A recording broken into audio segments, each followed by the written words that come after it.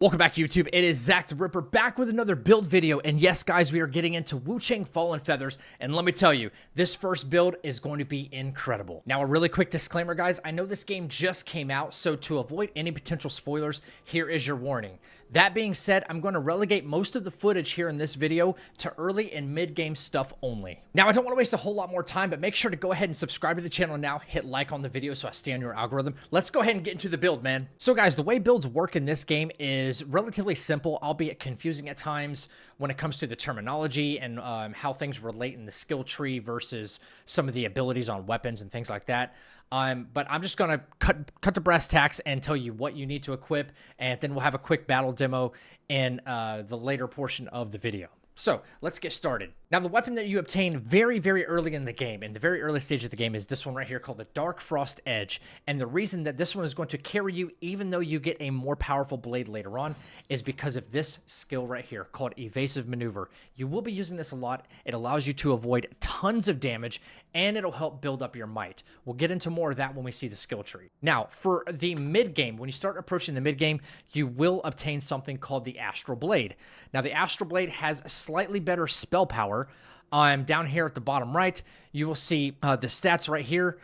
We have 10 plus 100, and down here we have 5 plus 100. I know this seems like a very modest increase, but this game has very modest upgrades at that. 1 extra point into Vitality, 1 extra point into Magic can mean a very, very big difference when it comes to your damage output or survivability, stamina, what have you.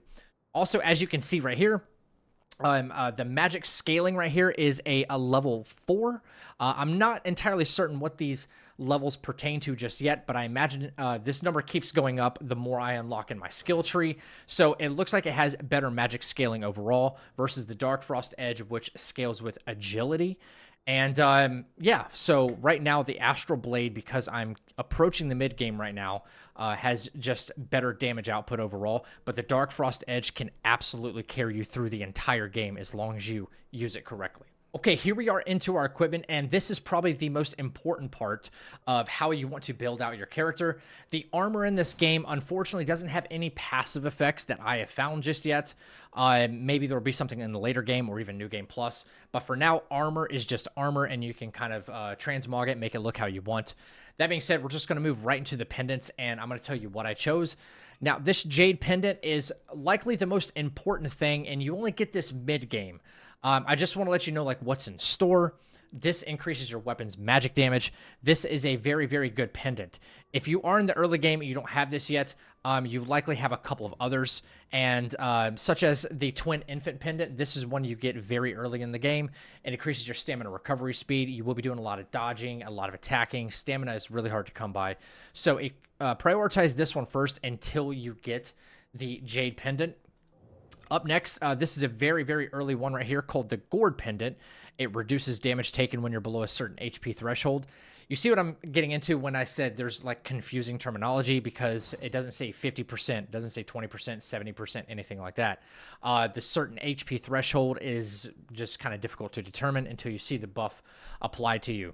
And finally, a mid-game pendant that you receive is called the Fiend Felling Pendant, and it increases damage dealt against larger enemies. This slot will basically be blank, and there's nothing else that really complements this build until you receive this approaching the mid-game. I'm still not even the mid-game myself, but I got to be getting close. You can also use something like the Monkey Pendant, which you find early in the game, which if you want to do some throwables, but that's not really part of the build. If you just want to fill that slot with something else, totally fine.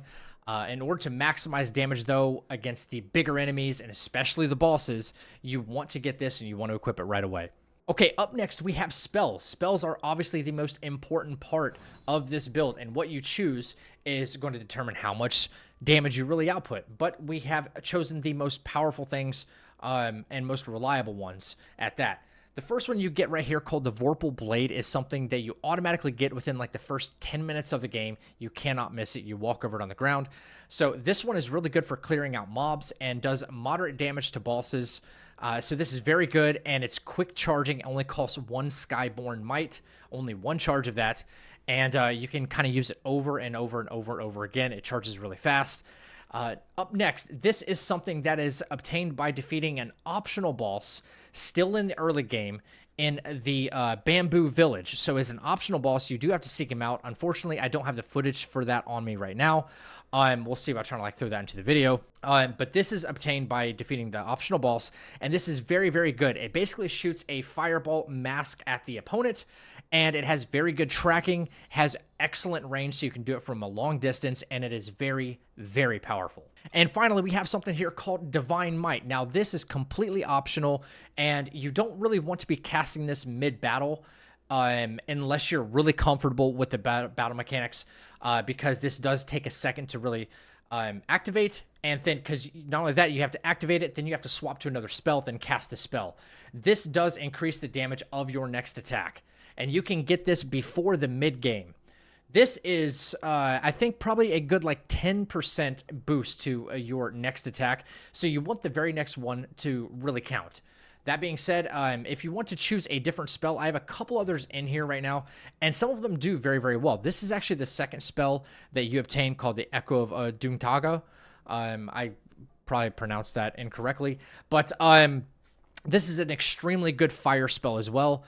Fire is going to be our bread and butter when it comes to the spells other than the Vorpal Blade. These other spells are actually feathering type, not magic type. So as you can see, there are different types of spells. This one is a magic. This one is actually a feathering spell, but we're focusing on magic. So this is a very good alternative and does a lot of stance damage and can even poise break some of your target. That is another option right there. Okay, very quickly, let's move into the Benediction. Now, if you're not quite familiar with what Benediction is, then you're coming up on it pretty soon, I imagine. But Benediction is basically like gems that you can slot into your weapon that will help give you extra passive effects. I have not found them all yet, and there seems to be quite a few of them, and they're even set bonuses. So we're going to min-max this in the future when we find all the stuff in the game. But for now, we're still talking about a very early game, mid-game build that is extremely, extremely helpful. I know I'm showing the Dark Frost Edge here, but I'm going to move to the Astral Blade, and I'm going to show you these three that I have on here right now. We have the Tri-Disciplinary Force, increasing damage dealt if 3 discipline skills are known. I'll get to that when we get to the skill tree as well. Memory, the Skyborn Vigor, increasing stamina speed during Skyborn Might, and we almost always have Skyborn Might, so that's really good. And Skyborn Magic. Skyborn Might increases your spell damage for a time. So these are all things that complement a spell build, obviously. Now, the reason I'm showing you the Astral Blade here is because you can obtain some of these gem slots, some of these gems before even getting the Astral Blade. So, Zach, why would you tell me that? Okay, because you're going to be starting out with the Dark Frost Edge. I want you to put those gems into the Dark Frost Edge until you get the Astral Blade, basically, okay? Then later on, when you start running into more tanky bosses and more tanky enemies, your Astral Blade will become your primary weapon, and the Dark Frost Edge will basically become your evasive maneuver and defense weapon, okay? So you have evasive maneuver here, and then we're going to put some defensive type gems into the slots here, such as this Skyborn Ward. Skyborn Might reduces damage taken for a time. So you can swap to that weapon if you're in trouble. You have evasive maneuvers, and then your defense is a little bit higher. So that is very good to kind of get you out of trouble, wait and reset the fight, then take a drink so you can heal, and then get back in the fight, swap to your Astral Blade and do it again. Or if you're really good about the weapon swaps mid-battle, that is really good as well. Because there is a mechanic in the game where you can quick swap between weapons. I don't really recommend that because of, I'll get to that soon, the Awakening Seal here.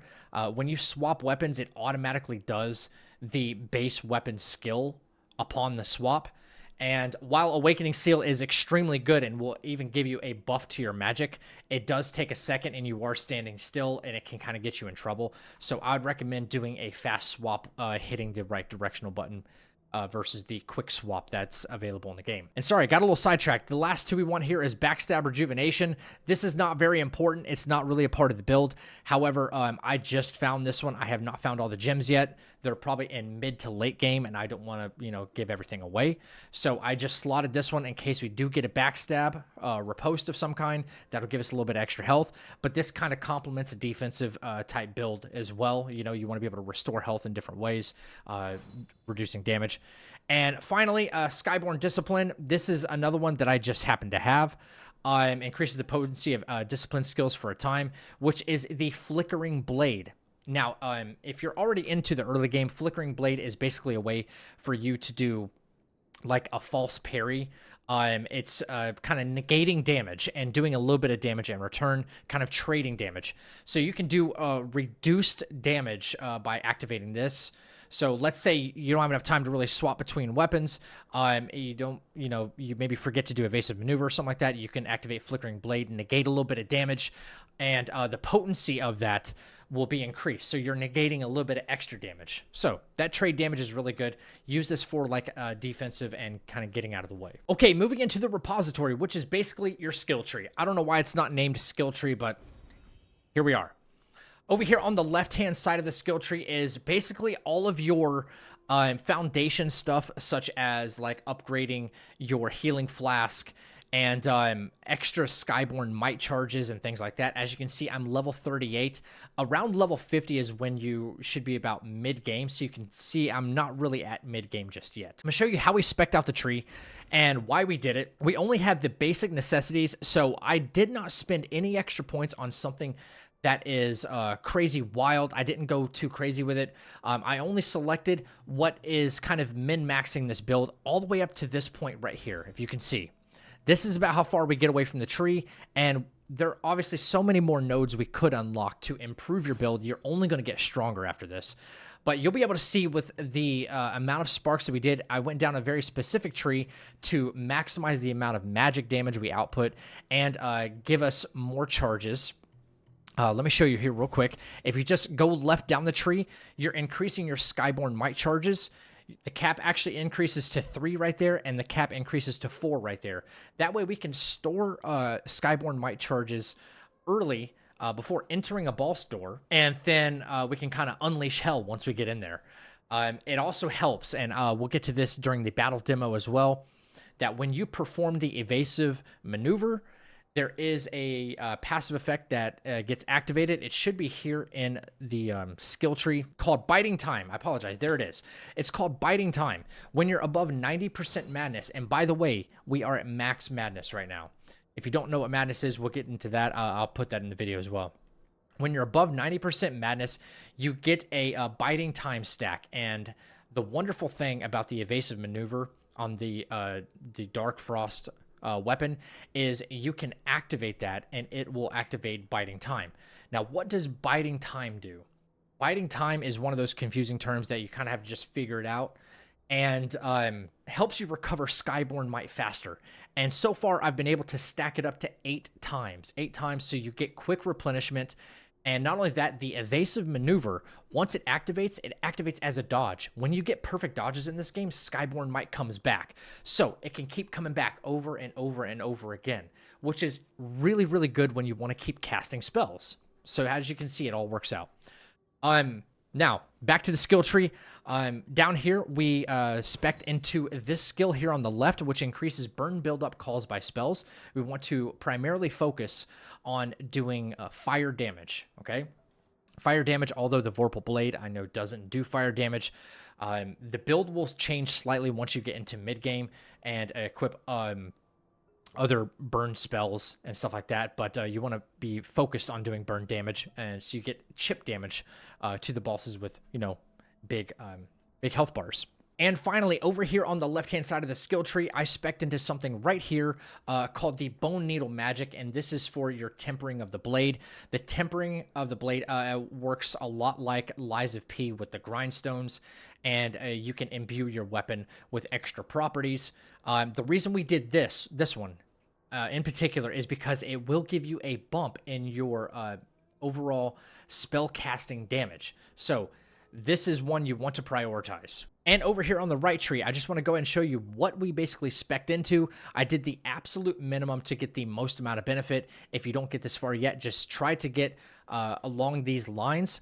But start with the top tree right here, because along this tree, as long as you keep going down here and then over here, all of these nodes right here, they increase your magic. Every single one of these increase your magic. The one with the hand looking like this. The one at the bottom is actually increase feathering, which is the other type of magic. So you want all this going across the top, this one as well, this one, and down here is kind of where it stops. If you want to keep speccing further into extra agility and stuff like that, totally fine. And we did it right up here, and we stopped short of the... I'm sorry, we didn't stop short. We actually got the Slicing Zephyr right there. And I spec'd into another skill here, another discipline, rather. And then I spec'd into the other closest discipline. And you might ask yourself, well, why did you do that? Because if you remember, we had one of the gem slots, and it said if you have learned at least 3 disciplines, you get another damage buff. So you want to prioritize learning a few disciplines, and you can respec for free. You can go somewhere else on the tree somewhere else. And if you want to maybe even pair one of your one-handed swords with like a long sword, that's totally fine.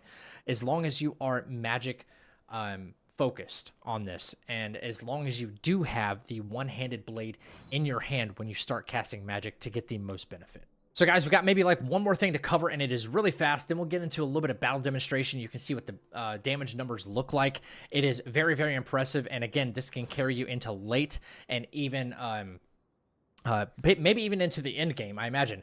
But as I get stronger and I unlock more things, I will possibly be updating a video like this with an even more powerful spell build.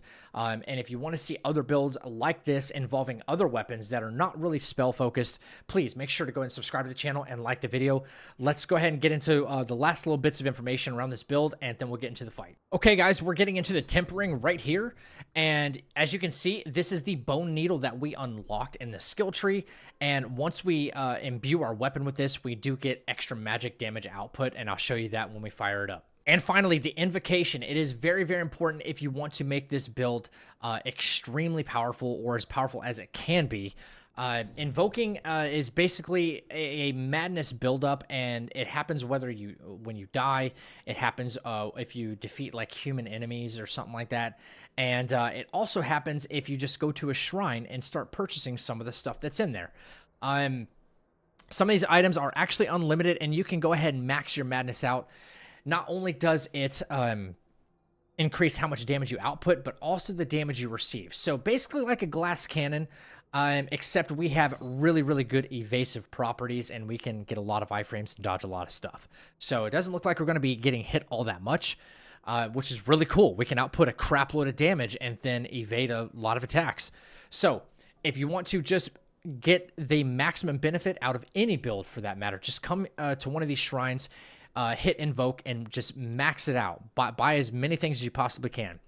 But one of the most important items that I want to stress to you is this one right here, the plumed branch. These are kind of rare to come by, and as you can see, we can only buy like 5 of them from the shop at a time.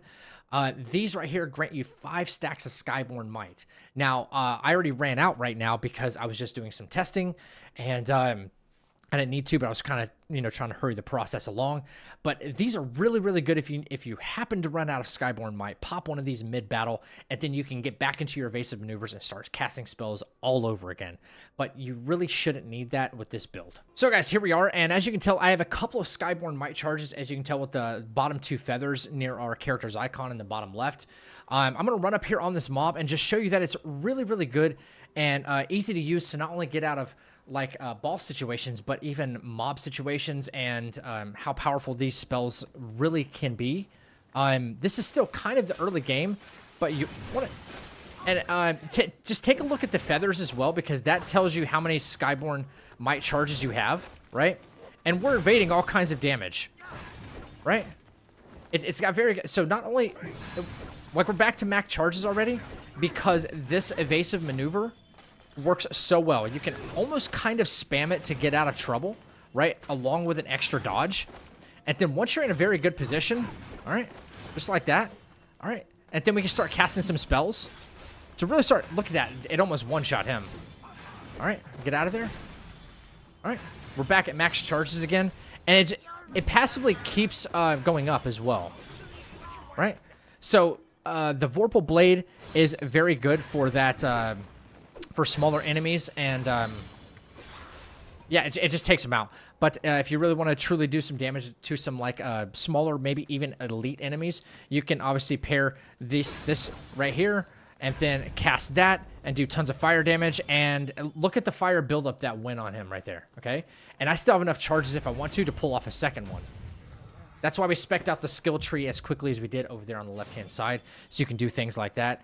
And I don't even think we took damage there. All right, you see all those buffs that are activating down there at the bottom left?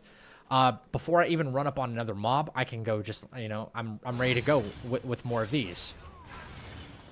Now, if you happen to get into some kind of like engagement, we have the Flickering Blade as well, which will help negate damage. We didn't even, he attacked us right there. We didn't even take damage. So Flickering Blade, incredibly, incredibly good. You know? All right, the range on that is a little rough. Range on that's a little rough. We took a little bit of damage, but nothing insane, you know? Boom, just like that. Very, very easy.